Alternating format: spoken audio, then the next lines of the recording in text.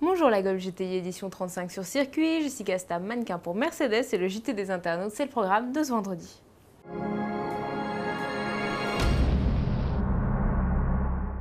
Volkswagen célèbre ce week-end un double anniversaire, les 30 ans du meeting tuning de Wörthersee et les 35 ans de la Golf GTI.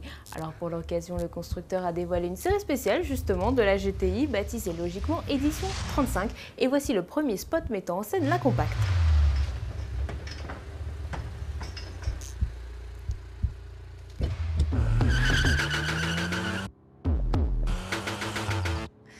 Sous le capot, la Golf GTI édition 35 embarque une motorisation 4 cylindres de 235 chevaux, soit 25 chevaux de plus qu'une GTI classique. Les performances sont-elles à la hauteur? La GTI édition 35 avale le 0 à 100 en 6 secondes 6, soit 3 dixièmes de mieux que la GTI. La vitesse de pointe atteint les 247 km/h.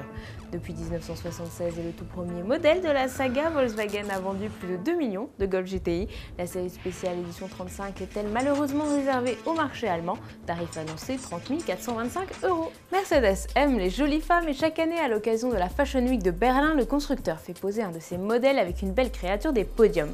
Cette année, c'est la Canadienne Jessica Stam qui s'y colle avec pour partenaire le concept A-Class.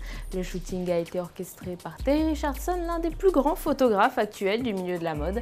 Alors la Fashion Week de Berlin se déroulera du 6 au 9 juillet.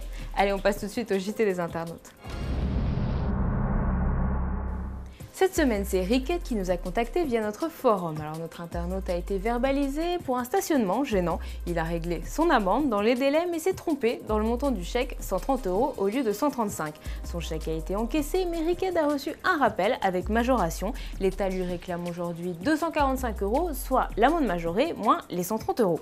On peut tenter quelque chose, mais normalement dans la procédure légale, il devrait payer cette amende forfaitaire majorée, enfin le solde de l'amende forfaitaire majorée, puisqu'il a commis une erreur, il n'a pas payé la globalité de l'amende forfaitaire. Donc c'est lui qui est en tort, on ne reçoit jamais de courrier intermédiaire. Moi je conseillerais à M. Riquet quand même de tenter un petit recours, ça passe ou ça casse, qui ne tente rien à rien.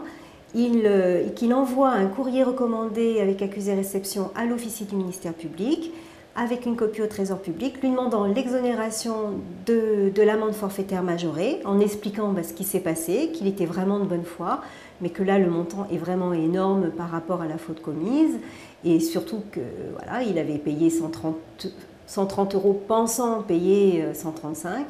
Et donc de demander l'exonération de l'amende forfaitaire majorée et en réglant, en essayant de joindre à son courrier le solde de l'amende forfaitaire, c'est-à-dire 5 €. Un problème vous taraude, n'hésitez pas à nous contacter via notre forum dans la rubrique questions et remarques à la rédac. Allez, bon week-end sur autoplus.fr.